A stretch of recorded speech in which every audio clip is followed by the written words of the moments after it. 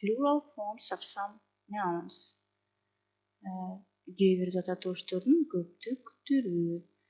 Биз мурдагы сабактарда балдар зат атаушылардың көптүк түрү кандай формада, кандай жол менен түзүлөрүн үйрөнгөнбүз. Зат атаушылардың көптүк түрлөрү заттын аягына с мүчөсүн улоо менен түзүлчү.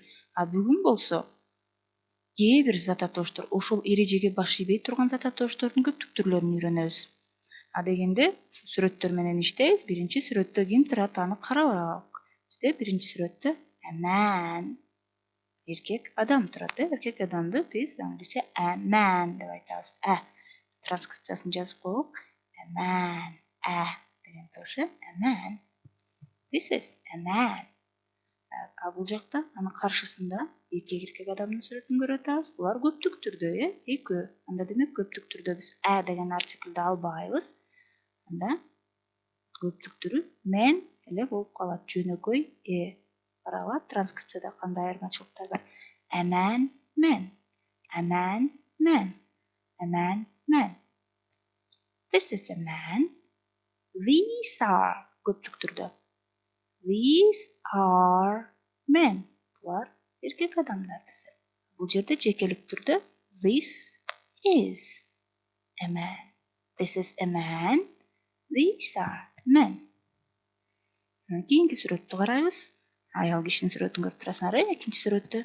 Демек аял дегенде биз a woman деп айтабыз. A woman. Транскрипцияны жазабыз. Woman. A woman. Аял. Ал эми көптүк түрү анын каршысында, бул жака карабыз, каршысында эки аялдын сүрөтүн көрүп турасыңар. Көптүк түрдө дагы эле артикль коюлбайт. Жазылганына көңүл бурабыз. Кандай айырмачылыгы бар? A woman. Бул жакта бул жакта жөнөкөй турат. Бирок окуганда биз бул сөздү women деп окуйбуз. Women. A woman, women. A woman, women. This is a woman. These are women. Кийинки сүрөттү карайбыз. Дагы эле ортодо турат, бир баланын сүрөтүн көрүп атабыз. A child. A child. Бала. A child. Child. A child. This is a child. This is a child. Көптүк түрү балдар деген сөз бизде children. Children. This is a child. These are children. Children. Children. Bunlar көптүк түр. Демек a child бир бала, балдар children. Кийинки мына сүрөткө келелик. Мындар эмнени көрүп турасыңар? Бул бир эле тиш бизде. A tooth.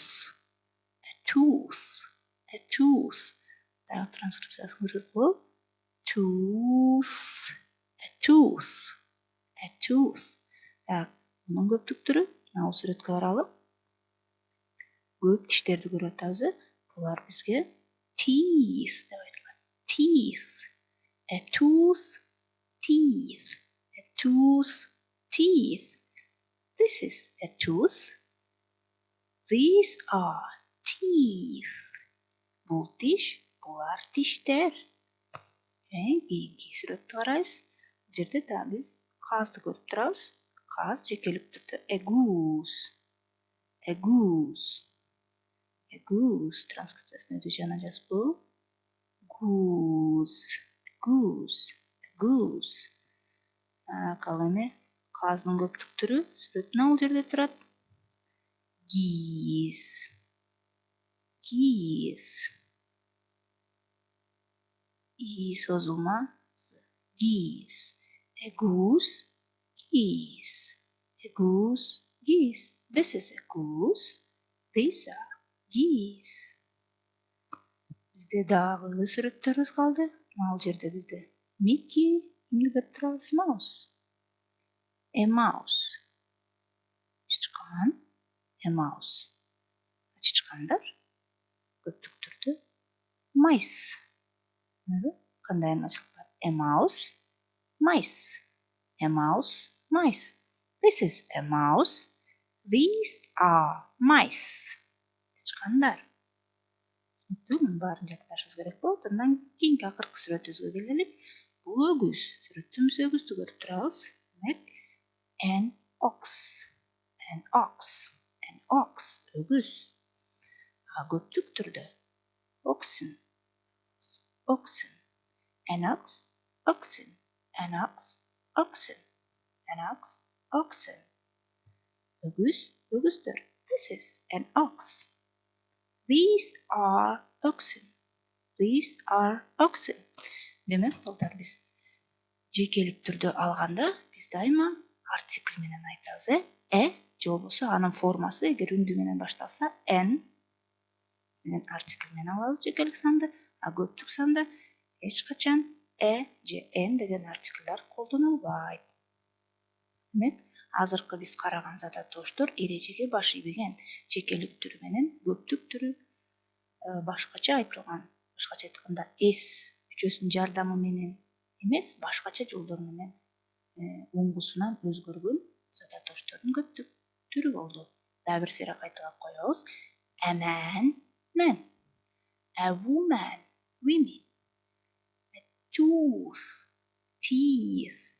A child, children. A goose, geese. A mouse, mice. An ox, oxen. Булар деп айтканда биз this is a child, these are children. That is a mouse, those are mice. That is an ox, those are oxen. Деп айтабыз. Ал эми суроо бергенде is же болбосо a деген этиштерибиз биринчи орунга чыгышат. Is this a man? Is this a man? Are these men? Are these men? Or is that a goose? Is that a goose? Is that a goose? Are those geese? Are those geese? Деген суроолорду берсек болот.